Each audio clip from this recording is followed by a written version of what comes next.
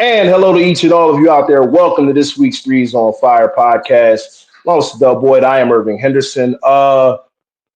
First things first, want to kick things off with a very, very bad note. Columbus Blue Jackets player Johnny Gaudreau and his brother Matthew were killed by a drunk driver while bike riding on Thursday in Oldman's Township, New Jersey. It's about 35 miles from Philly. The driver, Sean Higgins, sped around an SUV that was allowing the brothers through. He then struck them, and they were both sadly pronounced dead at the scene. They were in town to attend their sister's wedding, which was understandably postponed after this. I mean, you hear about things like this, especially players who are young in their prime. It's just a sad situation all the way through. Thoughts and prayers out to the Gaudreau family. He leaves behind his wife, two young children, neither older than 2 years old. Uh, I don't even know. I don't even know what words you say to something like this. I mean, all loss of life is sad. Loss of life for someone that young is even sadder. And in this type of situation, you know, It's a listen, tragedy, man. I tell anybody like this: if you're gonna be out drinking, don't drink and drive. Don't get an Uber, get a Lyft, have a designated driver. Please be safe out there, people. We all want to come home at the end of the day. We do. So really didn't want to start the show off on such a sad note, but it's a note that we had to speak about, and we're going to try to move past that and move on. Once again, thoughts and prayers out to the entire Gaudreau family, local to the Philadelphia area. So, it also stings because within that community, he was giving back. He always spoke to the youth players out there. And this is not like a hotbed for hockey players. So when you get a hockey player from this area, it's something special. And unfortunately, Johnny Gaudreau is no longer with us. All right, we're going to try to move on, bring some sort of joy to the rest of the show. How about Caitlin Clark? We'll talk about the WNBA now. She had a 28-point, 12-assist game in the Indiana Fever's 100-93 win over the Dallas Wings. More interestingly than anything else about this win, it made the Fever 17-16. This is the first time in over 5 years that the Fever are above 500. It took 189 games. That's unheard of. That is unheard of for a team to go that long without seeing 500. Everybody starts the season 0-0. So that means they had to start to lose the first two games at least. Yeah. They had to lose the first two games at least because they didn't get, first game, but you got to figure even if they won their first game, they didn't win the second. Or no, they couldn't win the first game. So even if they won the second, they lost the third. So it's just, that is mediocrity I've never even heard of before. I mean, you talking about up there with like the Buccaneers starting off in their history when they lost their first 27 games, 26 games. And we'll talk about some more bad team stuff going on later in the show. Was that the Browns when they had that stretch where they won one game out of 2 seasons? They went 1-15 and then 0-16 the very next year. I mean, that's hard to do. Like it's easier to occasionally be good than it is to consistently be bad. Yeah. So I mean, congratulations to the Fever. They are making a bit of a playoff push right now. It'll be interesting to see what happens when they get in. Again, they're a middling team. I don't know if they'll make noise come playoff time, but Caitlin Clark right now, I think, especially after her performance against the Chicago Sky before that, I think she locked up Rookie of the Year. I think she has, just based on the performance that she had against the Sky and against Angel Reese. I think that may have solidified Rookie of the Year for her. You're probably right. You're probably right. I want to fight against it, but nah. Well, listen, I do have an Angel Reese tidbit here while we're speaking of the Chicago Sky. Right now, and you brought it up, they have been struggling. They've lost their last 6 games, but Angel Reese set a new record for rebounds in the season with her 24th double-double in the Sky's 79-74 loss to the Minnesota Lynx. Although the WNBA has expanded to a 40-game season, up from what was 34 games a season, Reese broke the record previously held by former Lynx player Sylvia Fowles in her 32nd game. So she would have gotten the record one way or the other. So it's not a situation where the extra games within the season helped her get there. She got there before the 34th game. So if anybody is, oh, well, they play more games. She got to the record before game 34. Okay, so relax on that. Now, I know you probably still have it as a 2-dog race between, I probably shouldn't use that term talking about women. You probably have it as a two-person race. You probably have it as a 2-person race between Caitlin Clark and Angel Reese for Rookie of the Year, right? Yeah, I do. Yeah, I just think that performance she had against Angel Reese was enough to push her over the top. I just do. Yeah, I mean, plus, like you said earlier, her team is a team that's above 500. So, yeah. And believe it or not, the Sky are also still in contention to make the playoffs. I think they're like they're holding down 8th right now. Yeah, they're in like a virtual tie with Atlanta for that last spot, but they have the tiebreaker. So right now they're in. They can't afford to continue struggling the way that they are right now, or they're going to be on the outside looking in. Yeah. Speaking of the playoffs, it's September. So all my baseball fans out there, you know this is the final push for the postseason play in Major League Baseball. Let's take a look at where we are right now. We're going to start with the division leaders in the American League. Right now, you have the Yankees in first in the National League and the American League East. They are a half a game up on the Orioles. The Guardians are leading the Central. They are 3.5 games up on both the Twins and the Royals. The Astros are leading the West. They are 6 games up on the Seattle Mariners. Now, in order, those are 1, 2, 3. I didn't do it East, Central, West. It just so happens to be that's where they are right now at seeds 1, 2, 3. The wild cards, the top 3 get in, and right now number 1 is the Orioles. Number 2 are the Twins. Number 3 are the Royals. Now 4, 5, 6, you have the Red Sox, who are 4.5 games behind the Royals. The Tigers are 5 games back, and the Mariners are 5.5 games back. In the National League, you have the Dodgers right now sitting in the top spot in the NL. They lead the West. They are 5 games up on the Diamondbacks and Padres. The Phillies are second in the National League. They lead the NL East by 7 games over the Braves. And the Phillies did themselves a huge favor this weekend, taking 3 or 4 from Atlanta. I was down there for the final game, the series on Sunday. What an atmosphere, man! What a game! What a game! I figured that. Listen, it's very rare within the season that I even get a Sunday night game because I have the Sunday package. So I don't always get Sunday night games. It's extremely rare for me to get one, and this one, you could feel the energy walking up to the stadium. You could feel like this was big, and the Braves got out to a 2-0 lead. In fact, Nick Castellanos drove in all 3 runs last night. He had a 2-out, 2-run double to tie the game, and then won the game in the bottom of the 11th with a single up the middle.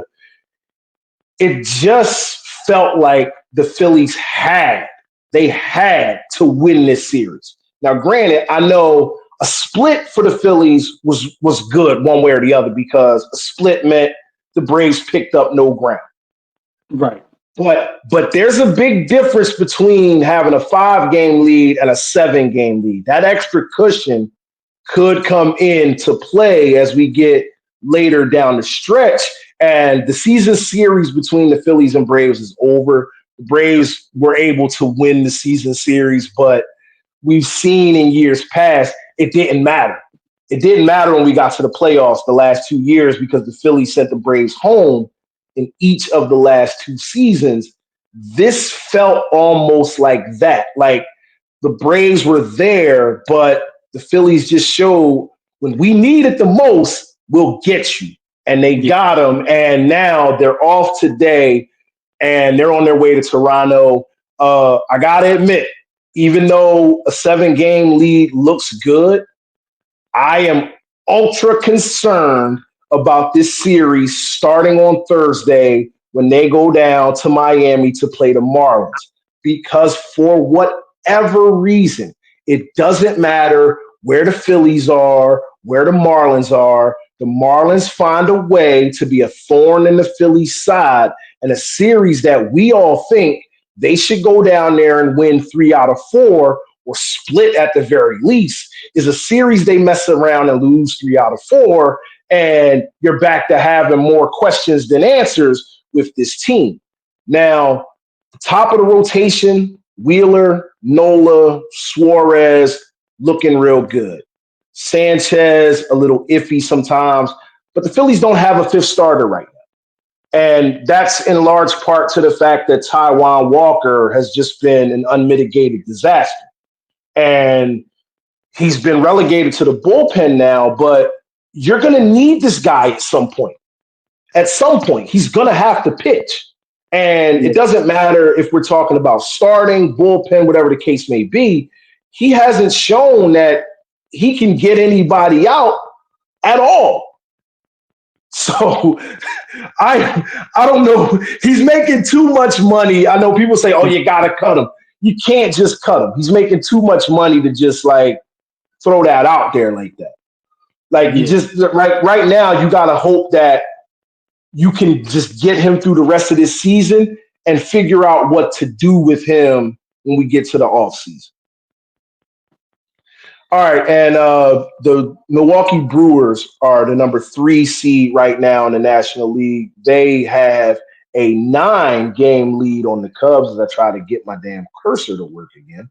All right, the wild cards, 1 through 3, you have the Diamondbacks at number 1. The Padres are the 2nd wild card, and the Braves are the 3rd wild card. And the Braves shouldn't get too comfortable because that team from Flushing is breathing down their neck. They're 1 game behind them.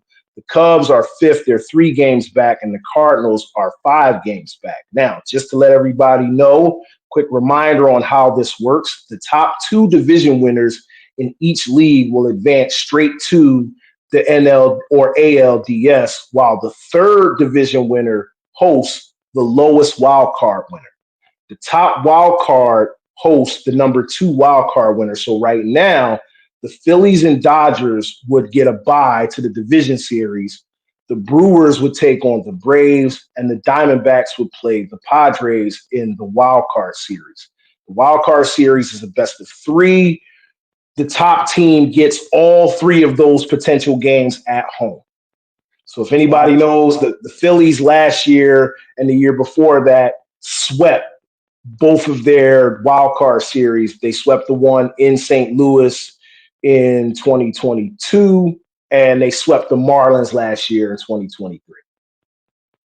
And one other baseball note. Last week, we sat here and we talked about the Chicago White Sox being in danger of breaking the record of 120 losses in a season. Yeah. When we went on the air last week, the White Sox were at 31 wins on the season. Here we are on the air 8 days later, and the White Sox still have 31 wins. Listen, you can't make this stuff up. They are 7-46 since July. They have 4 wins since the All-Star break. Now, allegedly, over 11,000 people showed up for their doubleheader against the Rangers on Wednesday. If you look at the pictures, though, from the game, it looked like less than 300 people were there. I mean, you could probably look at that picture and count out the amount of fans that you see. And I get it. I don't blame the fans. Like, who wants to sit in a bad stadium for 2+ hours watching an awful product? I mean, Right. it's a terrible stadium. It's a terrible team. Who wants to do that? Like, we go to games to get away. Now, you got to be a glutton for punishment to want to go and sit and watch this disaster. Like, it's mind-boggling. Like, I can't even equate it to another sport. Like, I want to say maybe one of those process year Sixers teams was this bad, but I can't even say that because even those process Sixers teams, even though they were losing, it was competitive for at least 2.5, 3 quarters. And then the talent disparity went, oh, yeah, okay, game over, right? Yeah. This is just disgusting, man. It's bad baseball all across the board. You talk about firing managers, it doesn't matter. It doesn't matter who you like. It doesn't matter who manages this team. You can go dig up the bones of Tommy Lasorda, Connie Mack, Sparky Anderson, and put them on the bench with these teams, and it's going to be the same thing. They're just not good. And I don't know, like, are they pulling a situation with what the A's did? Are they purposely being bad to force a move? Or is it just bad luck? I'm leaning towards it's just bad luck. Man, if it's just bad luck, man, they gotta stop. They gotta stop breaking mirrors or coming across black cats or something, man. Because it ain't this much bad luck. It ain't this much bad luck in the world. 31 wins, and it is September. It's September, and they have 31 wins. That is disgusting. One more time. How many? What's the record for the losses? The record for losses is 120. Now, what does that mean? They have 27 games left. That means in order to avoid breaking the record, they have to finish 13-14. And if they don't want to tie the record, they have to finish 14-13 to avoid getting to 120 losses. And does it really matter? Like, you know what? If you remember, and I'm bringing them up again, that those process Sixers teams, right? If you remember us having that conversation, I told you, I don't want them to tie that record. No, I don't want them to break that record. I don't. And not because, here's the thing, not because I didn't want them to like be that bad to the point where they broke that record. No, I don't want anybody remembering this team. I don't want you bringing up, oh, this team was the worst team in NBA history. No. Do me a favor. I don't care if you only win 10 games. Win 10 games so that we can't say that you only won 9. Right. Because I don't want nobody remembers the second worst ever. Nope. They only remember the worst. They only remember the worst. And quick update here while we're on, because I just wanted to know, because I'm a glutton for punishment now too. They lost again today. And they didn't just lose. They got bombed. They got blown out. The Orioles beat them 13-3.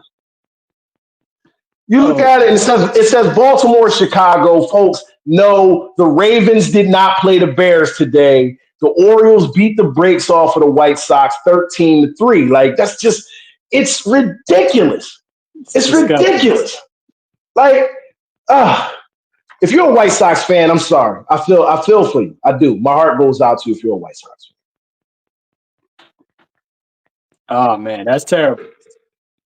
All right, well, let's talk about college football right now. And going to break down some of these games from this week, and most of the top 25 had cakewalks in week one.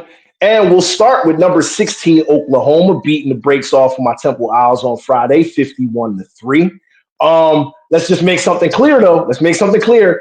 I got my wish. I said, don't go out there and lose by 50. 48 is not 50, okay? We didn't lose by 50. I'm taking that as a win. I'm sorry. I'm taking it as a win. We stink. We're going to be terrible this year, but we didn't lose by 50. So mission accomplished. I mean, come on, man. On national TV, these guys look like, I mean, the talent disparity was on full display Friday. It was like Temple looked like the Temple of old. And if you are from the Philadelphia area and you remember just how bad Temple was in the 90s and the early 2000s, it was like that. It was like Big East Temple with my man, Ron Washington, I think that's his name. I may be getting his first name wrong. He was the head coach, and they were playing Miami and Virginia Tech and Syracuse and West Virginia, and 3 hours later, it's like, what was that? What was that? And I didn't watch it. Thank God I didn't watch it because I knew what it was going to be. And I'm getting the ESPN updates at every 2 minutes. Touchdown, Oklahoma. Touchdown, Oklahoma. Touchdown, Oklahoma. Like, damn, dog. Like, come on, man. Something. Give me something. Score a touchdown. No, nothing. 51-3. I'm not looking forward to another game. I'm not looking forward to another game. I know ESPN is going to have their jokes and they're going to make fun of my boys again. But again, we didn't lose by 50. We'll take it. Let's talk about the rest of the top 25, though. Number 1, Georgia, curb stomping number 14, Clemson, 34-3. And that made me smile because I absolutely dislike Dabo Swinney. I don't like that guy one bit. I wish nothing but the worst for Clemson. I want to see Clemson have a terrible year. I don't want to see Clemson do anything because Dabo Swinney is an ass. I mean, he is that. He's an ass. So thank you, Georgia, for taking Clemson out. They'll probably still be in the conversation for the playoff, and we'll talk about exactly how the playoff works this year because they changed the format. Because people have been up in arms about the way that the format was. Like you have teams that have been undefeated and been on the outside looking in. And you get some of that, I guess, conference bias because the SEC is always going to get conference bias. Oh, yeah. The Big Ten is always going to get conference bias. Right. And everybody else is trying to pick up the scraps. The Big Ten and the SEC are always going to be at the top of the list. You got to hope that they fight each other to the point where they trickle down and then maybe a team from the Big 12 or the ACC can jump up and take one of those spots. But if everything is all level, the SEC and the Big Ten, they're going to get the right to first refusal, and then the independent Notre Dame lurking in the shadows too. Man, they got to make them commit to a conference, man. I swear. I feel like I talk about this every year. Mm-hmm. It's not going to happen. They're not going to make them do it because Notre Dame, for good or bad, they are one of the top money makers in college football. And if you put them in a conference, they lose that appeal because now they're just another spoke in the wheel at that point. They don't stand out. The fact that they are independent in college football gives them the ability to stand out from everybody else. It would, even though I think it's the right thing to do, to put them in a conference because I think, honestly, Notre Dame should probably be in the Big Ten, given that they're a Midwest school. But it's not going to happen. It's not going to happen because of what I just said. You're going to lose that. Like, they're going to lose something by joining a conference in college football. And regardless of how we disagree with that, you can't fight the truth. They just are. They're just a marquee college program. I don't think they should be, not because of that, but because what has Notre Dame won in the last 25, 30 years? Like, they have that status because they are Notre Dame. And the moment you put them in a conference, like, they're not Notre Dame anymore. They're member of such and such conference. Well, tell their asses to be independent in basketball too. Well, I mean, ain't no money in college basketball like that. Not in comparison to college football. I'm just saying, not even close. We don't need their bum asses in the ACC. Give us Maryland. Oh no, that ain't. Listen, man, y'all stuck with them, man. And I don't even understand how that happened. I don't even understand how they became affiliated with the ACC. I guess the Big Ten must have told them it's all or nothing. And the ACC gave them a sweetheart deal and said, okay, we'll take you in basketball, but you can maintain your independent status in football. Which to me, again, what's the point? Because you don't gain anything. Yeah. The ACC doesn't gain anything from that. Unless they guarantee that Notre Dame has to have like 2 or 3 ACC teams on their schedule, which I don't know if they do. You know what? Let me check that because I'm certain they do.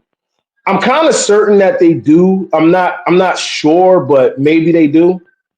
But this was a week where the top teams really did their thing. Number 2, Ohio State pasted Akron 52-6. Number 4, Texas beating Colorado State 52-0. Number 5, Alabama in their first game of the post Nick Saban era beat Western Kentucky 63-0. Number 6, Ole Miss beat Furman 76-0. Number 11, Missouri beat Murray State 51-0. There's a lot of shutouts here too. Number 12, Utah beat Southern Utah 49-0. Number 15, Tennessee. Chattanooga. Why? Why are you playing Chattanooga? 69-3. Oklahoma State, number 17, they beat South Dakota State 44-20. Number 18, Kansas State beat UT Martin 41-6. What the hell is UT Martin? What is that? Tennessee, maybe? Yeah, but I mean, like, no, but why? Why? Like, I mean, I get it. You gotta play somebody. You know, they always throw those little Division 2 schools in there in the first week to get smashed on. At least they got paid. Yeah, that's what I was going to say. Just throwing them a payday. They got paid. Now, one of these games was a shock. And even though Florida is unranked, Florida was actually favored to win this game. And Miami went down into the swamp and just dominated the Gators, winning 41-17. I watched this game Saturday, and it was as ugly as the score indicated. Miami you got some old school the U vibes from this game. Now, I don't know what this means for Miami going forward, but for them to beat Florida like that. With Florida State catching that early L and Clemson getting stomped out, man, we got the front runner for the conference. Well, don't listen, man. Don't put the cart before the horse. Tonight, seeing as though it's Monday night, is make or break for Florida State because they cannot afford to lose to Boston College. A loss to Boston College definitely shuts their playoff chances down. Like right now, they're number 10, which would keep them in the conversation for the playoff. But a loss to Boston College tonight, and now you're talking about you gotta find a way to win the ACC. And I don't know if you do. Because if you can't handle a relatively bad and middling Boston College team, what are you going to do when you have to play Clemson or you have to play Miami? It's not going to work. It's not going to happen. You're not going to struggle against a team like Boston College and then think that you're just going to cakewalk your way through the rest of the conference. That will not happen. So Florida State tonight is in a very, very must-win situation. Number 21, Arizona beat New Mexico 61-39. Number 22, Kansas beat Lindenwood.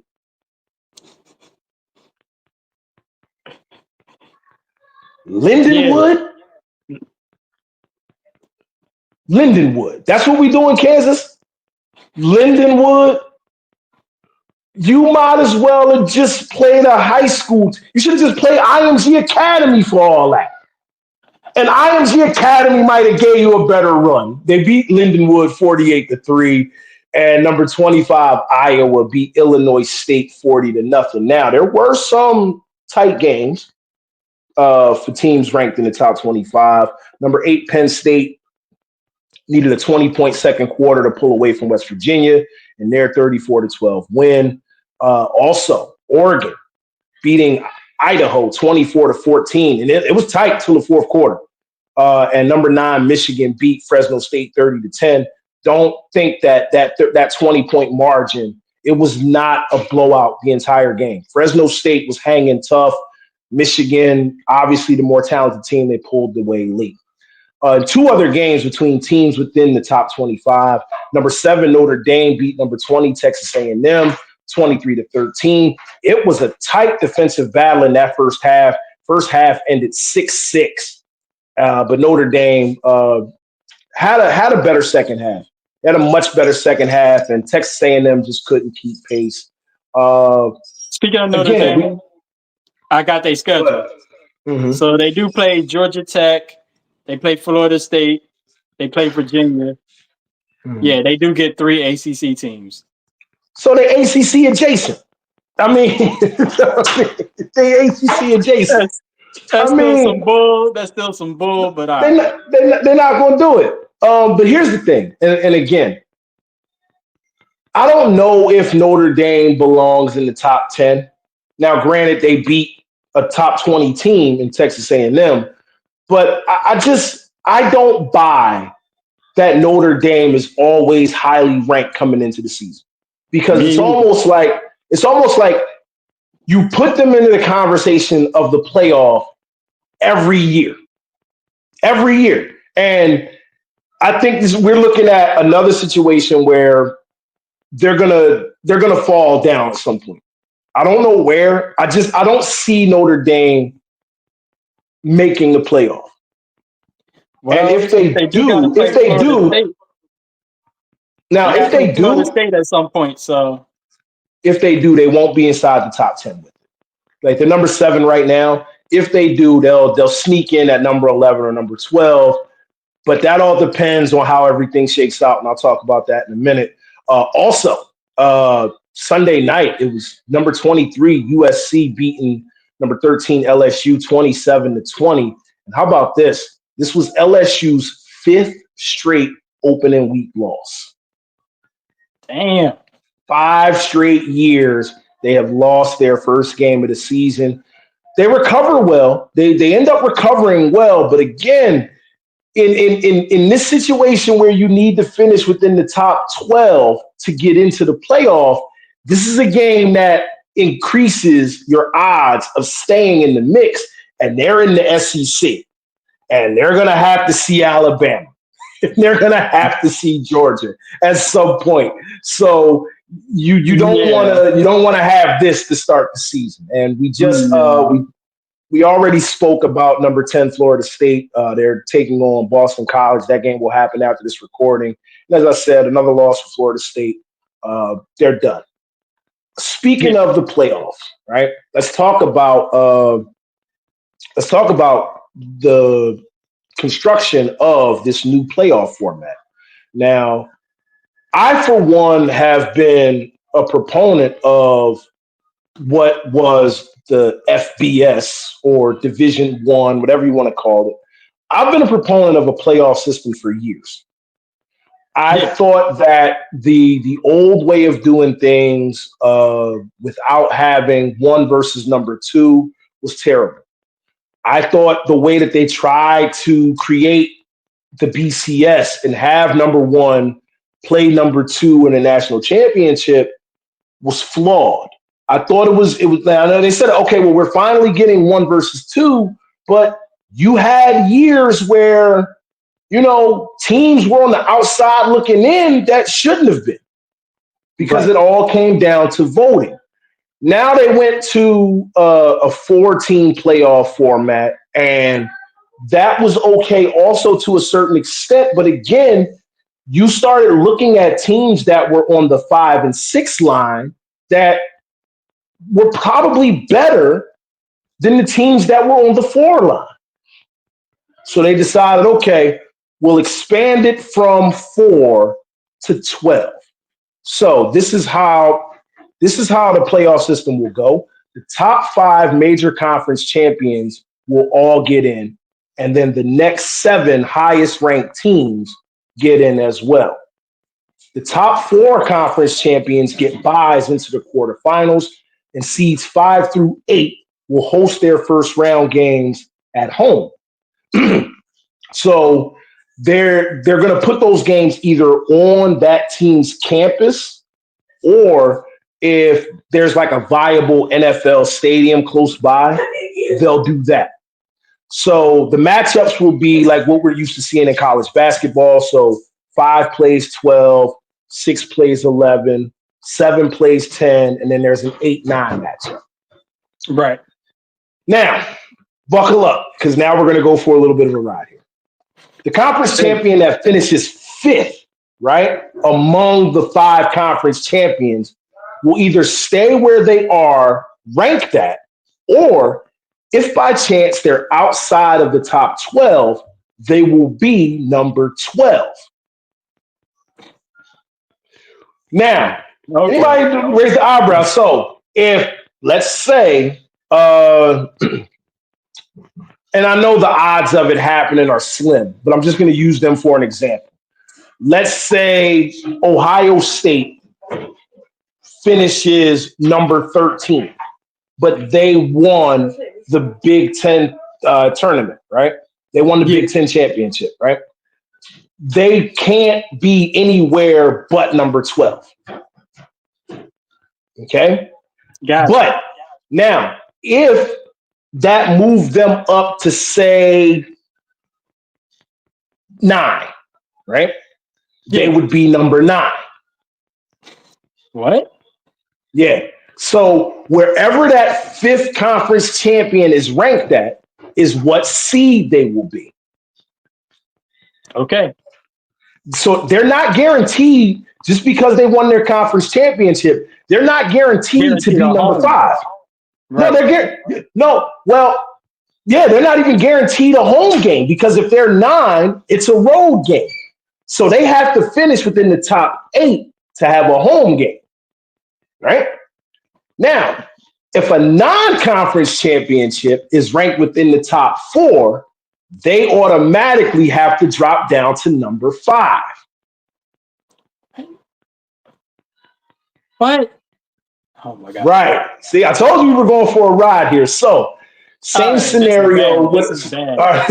Same scenario using Ohio State as an example. So, Ohio State doesn't win the Big Ten championship, but they're ranked number 4, right? And the 3 conference champions above them are 1, 2, and 3, right?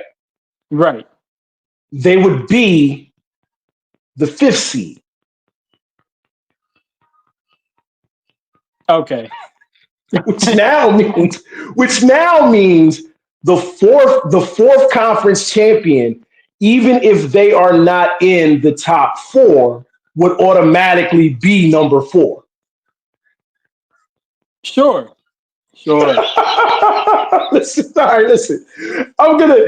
I'm trying to make sense of it too. No, it's like okay. I get it. I get it. I get it, but I don't get it. Yeah. So, all right. So the 4th question. Go ahead. Well, quick question. What about Notre Dame?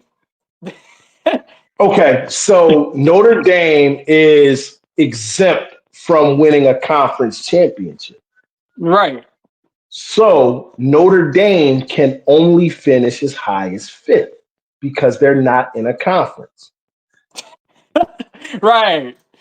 So Right? even if Now, they what if they're the only team that goes undefeated one year? won't matter. Won't matter. They're not in a conference. Oh, They're not in a conference. this They is are. I dumb. mean, now see Wait. now you just asked me a question that I do need. Hold on a second, All right, because now cool. But look. I need go I ahead. got another question to add on to that. What if Go by ahead. some odd reason that they had played in their way to being undefeated, each of the other top 4 seeds and beat them all? They still can't be number 1.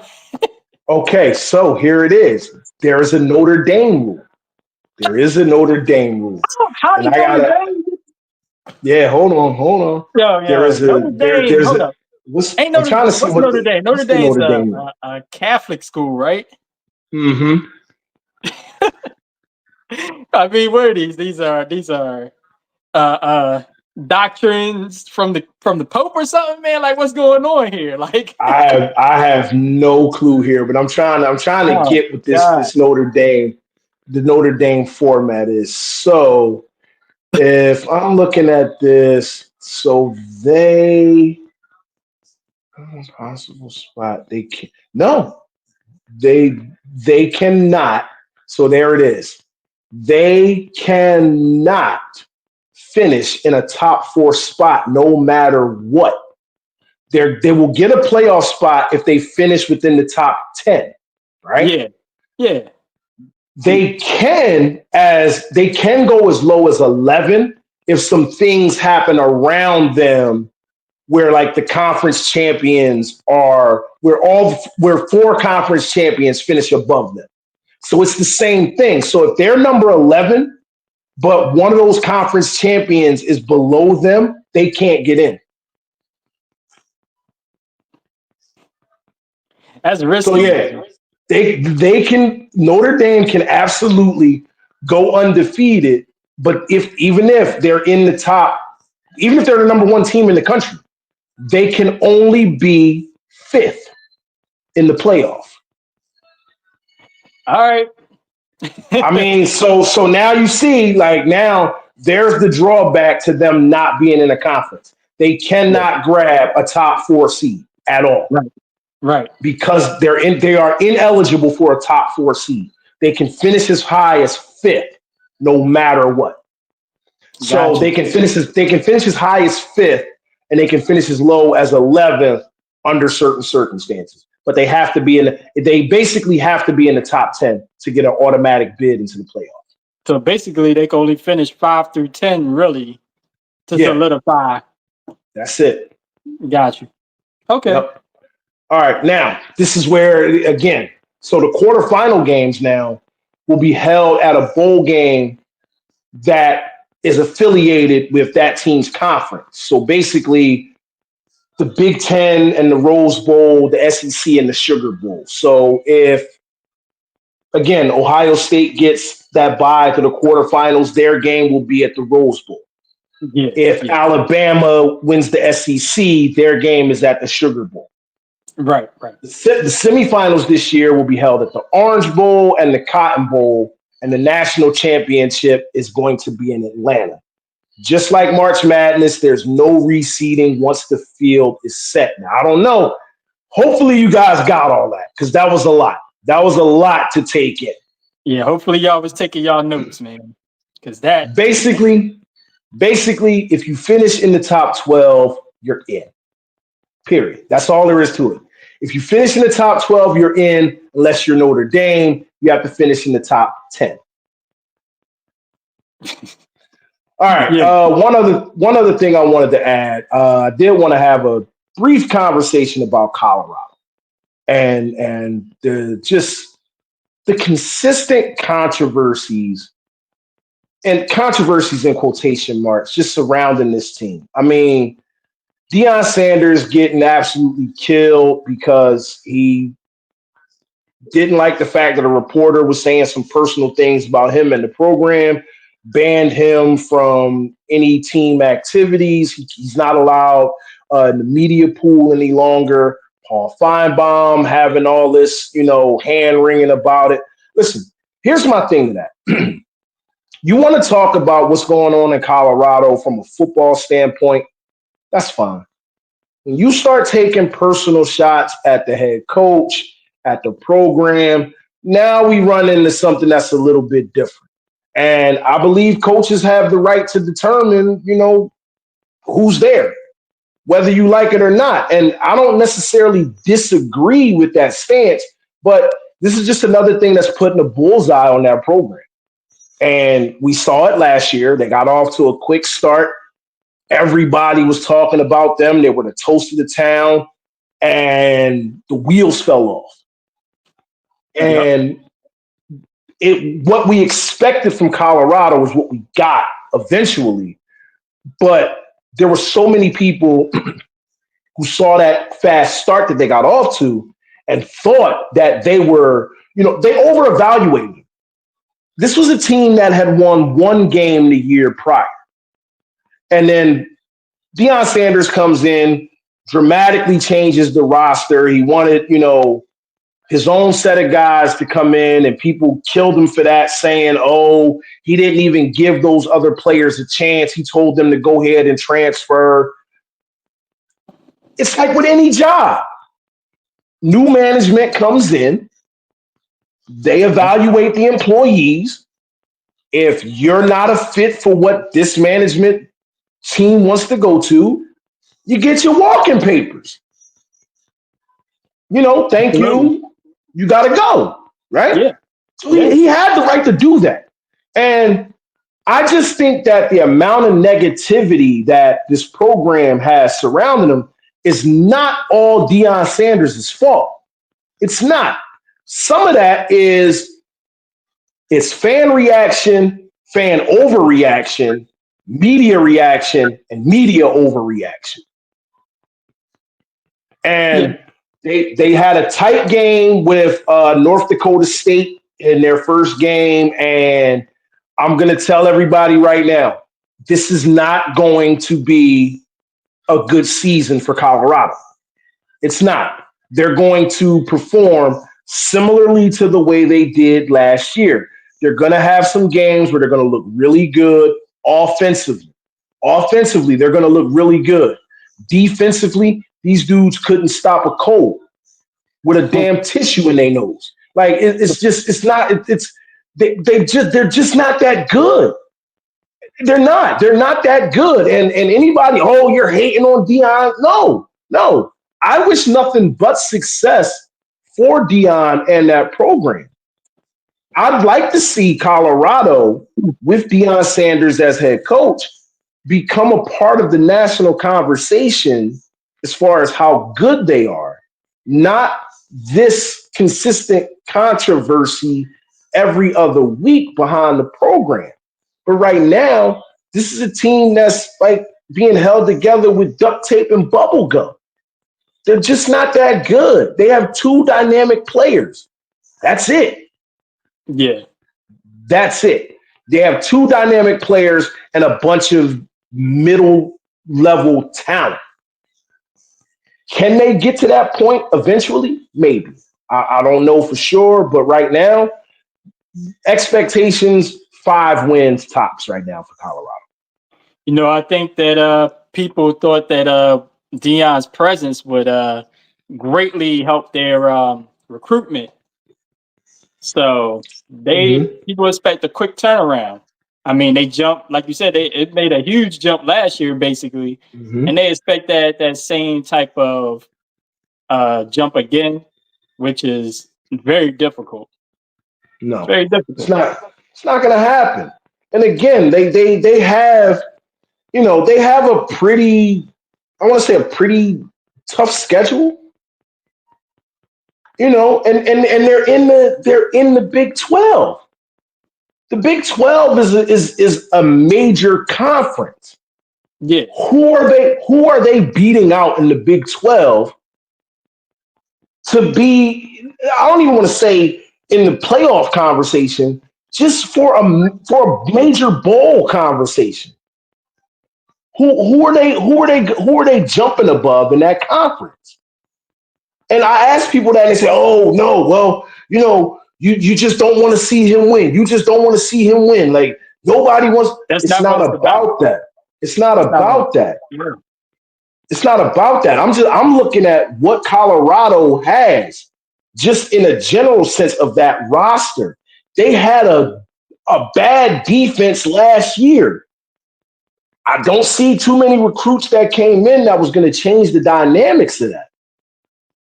And next up, they get Nebraska on the road. That's going to be a tough test. And that's an old school rivalry there between Nebraska and Colorado. Then they get Colorado State. Colorado State, there's a rivalry right there. That's going to be a big game. But I expect that Colorado should be able to win that one. But then it gets harder. You get Baylor. You get UCF. Kansas State is ranked. Arizona is ranked. Utah is ranked. Kansas is ranked. So, I mean, like, come on. Listen, 5 wins tops for this program. 5. If they're lucky. It'd be a great accomplishment, probably, the way that sounded, if they got 7. Oh, excuse me. Hold on a second. Oh, and Oklahoma State. State. So you're looking at, like, maybe they beat Colorado State. Maybe they beat UCF. Maybe Cincinnati. So that's 3 more wins. That's 4. They'll find a way to maybe pull off one upset. That's 5. Like I said, if they get 7, that would be a major accomplishment. Yeah. If they get 7, that's more than a major accomplishment. That's Deion Sanders is coach of the year. If he gets 7 wins out of this Colorado team this year, he's coach of the year, hands down. Because they have no business. They have no business winning 7 games this year. None. Yeah.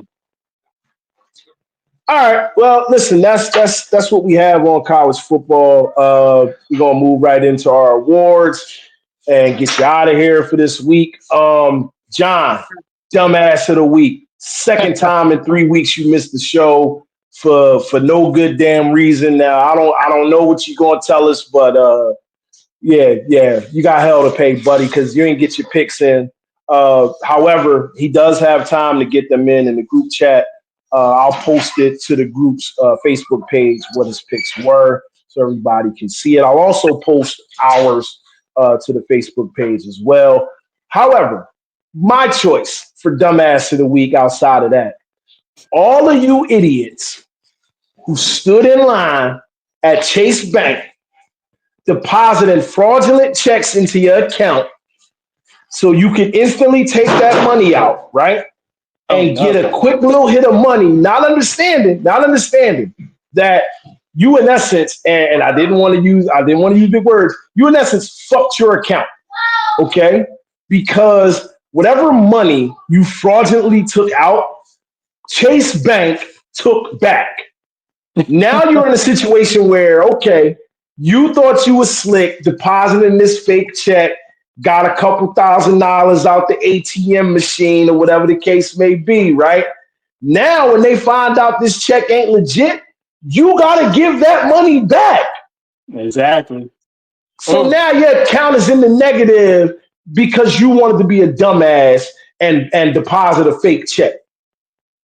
Like, what are y'all thinking about? Like, y'all see these people on TikTok doing the dumb shit and you follow right behind it, not understanding that it's consequences for behavior like that. Straight stupidity, man. It's crazy. All right. So Del, who's your person of the week? Well, my person of the week is actually a team, man. It's the Philadelphia Phillies, man. All right. It was a great thing. Like you said, they went 3-1 against these Braves, put some more distance between them. I think they might be on track as long as they don't slip up against the Marlins, like you said. Oh, man. To just kind of not coast, but like keep up the pressure of securing the number one of the top seeds, and not having to worry about having to be a wild card team this year.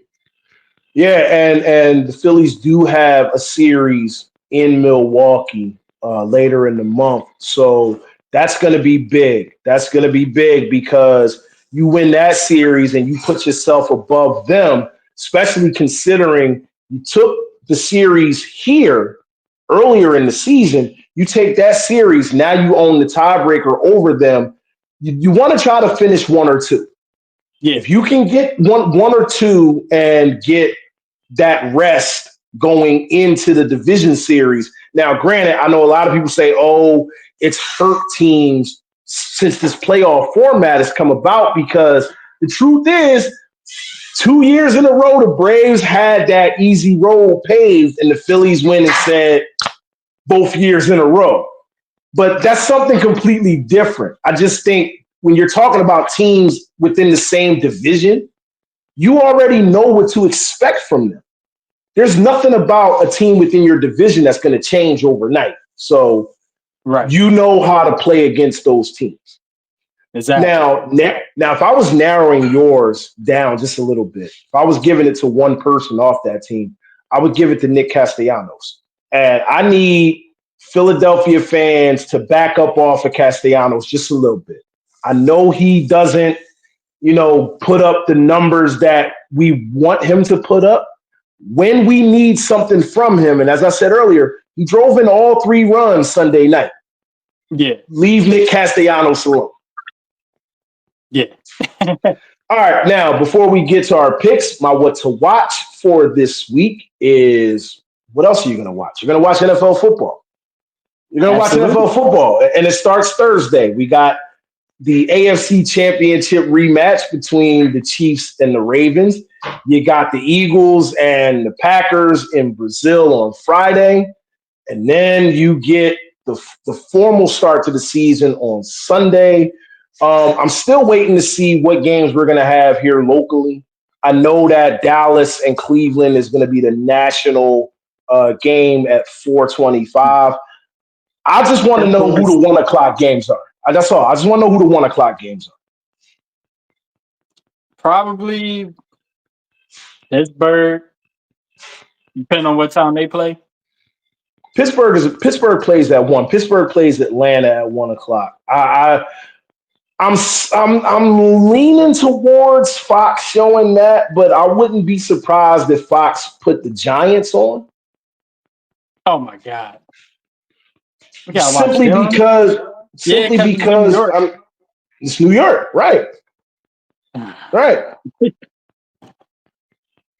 You probably I don't know. Like Pittsburgh and Atlanta is on Fox. Tennessee and Chicago, I don't think we're going to get that one. Wait, are we getting both stations at 1 o'clock? Yeah, we'll get both stations at 1 o'clock. Okay. And Fox has the 4:25 game. So even the CBS window. I mean, Arizona and Buffalo, I don't really care too much about that one. Houston, Indianapolis sounds like the more appealing CBS game at 1 o'clock in that window. Hopefully we don't get Patriots Bengals. God. Yeah, I'll be. Listen, I every year I check the coverage maps. Usually by about usually Tuesdays and Wednesdays, we know exactly who's going to be on in what regions. So I'm kind of expecting up here in Philly, we're going to get Minnesota and New York on Fox at 1 o'clock, and I'm going to go out on a limb and say they're going to give us Houston and Indianapolis on CBS. I'll take Houston, Indy. And then, of course, maybe we get Jaguars Dolphins. I would take that. I mean, Doug Peterson, the head coach of Jacksonville, I could see CBS 3 putting that game on. We're obviously not going to get Washington and Tampa Bay at 4:25. We're going to get the national game. That's going to be Dallas and Cleveland. And then we close everything out with interesting matchup. The Rams and Lions on Sunday Night Football. Oh, man. Oh, that's a great way to end the night. That if I'm still functioning by 8:20. All right, so with NFL football back, that means it is time for our annual picks. So we have our lock, our 50-50, and our upset picks of the week. So Dale, start things off. Who is your lock pick for this week? Give me the Seahawks over the Broncos. You know what? I almost did that. I almost went there. Hey, man, I'm starting off with a layup. Listen, you got to start off with the easy ones, man. Now, I went a little, I guess you say a little bit tougher. My lock pick, I have the Bills over the Cardinals. I think the Bills at home. The Cardinals are okay. I don't think they're going to win this game. It might be a good one, but I don't see the Cardinals winning this. Yeah, it might start off good. My 50-50 pick this week, I got the Falcons over the Steelers. That's a good one. I like that. Mm-hmm. Give me the Commanders over the Bucks. Oh, we're gonna start there. We're gonna start this early, huh? Okay. Start this early. All right, no problem. No problem. All right, roll right into your upset for the week. Oh, wait, man, my bad. I said the wrong one, actually. Oh, the Commanders over the Bucks is your upset? That's my upset. My bad. All right, hold on. I wrote it down and then I didn't write the words next to it. Okay. All right, so go back to your 50-50 and I'll give my upset. Okay. Texans over Colts. I wanted to stay away from that one. I did. I wanted to stay away from that one. That is a tough one. Colts being at home makes it 50-50. Mm-hmm. Well, listen, man. I don't know how many of these y'all gonna get, but my upset pick, I'm taking y'all over the Saints this week. Hey, I almost went there, but I was like, no. Listen, man. I think this is going to be the one where nobody expects it to happen and it happens. So yeah, I'm taking y'all to upset the Saints this week. I know we talked about it when we did our breakdowns. I don't know. I don't know where this Saints team is. I don't. They're just I think y'all. Like I said in my doing, they're just like here. They're they're not up, they're not down. They're just like here, and you don't know what's that's going to be. And I think the Panthers are going to get them. I think the Panthers are going to get them. You guys are going to start off week 1 with a win. Listen, I know you see it. It's right in front of your face. Yes, I'm wearing my Eagles shirt and my Eagles hat on today's show. I think everybody watching knows that I am a huge Eagles fan. We talked about the expectations of this team this season. It's funny to me that they won't be wearing any traces of green in Brazil for this game at all. Like black helmet, white jersey, black pants, and the Packers have to wear green. I know everybody. It's some sort of thing about the rivalry between soccer teams over there. It doesn't matter. I think that the Eagles being the designated home team saying we're not wearing green, just like, it won't be us. Listen, any of my Eagles fans going over there, please do not just watch where you're going. Okay, don't jump in any unmarked taxis. All right. No. Don't do anything stupid. Respect the laws over there. You can't jump on Twitter no more in Brazil either. So, I mean, I don't know what you're gonna do, but just if you're going over there, be careful. If you're staying local, if you had planned on going to the watch party, tickets are now officially sold out.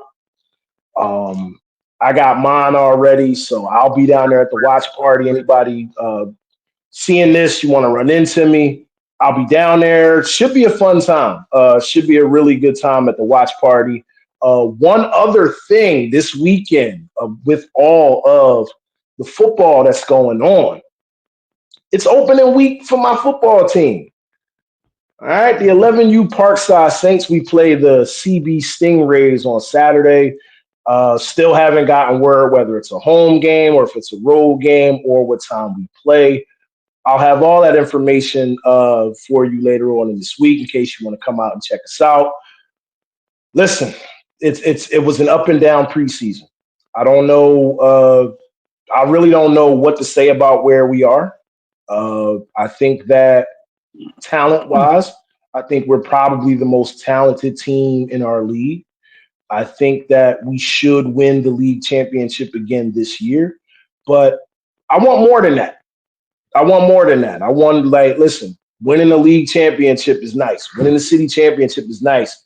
But getting down to Florida and having an opportunity to win a national championship is a lot better. And my son has a national championship as a player. I want one as a coach. Yeah. All right, man. Listen, anything you want to add before we get out of here? Nah, I think that's it, man. All right, John, get them picks in, man, and we will see you guys next week with another Threes on Fire podcast.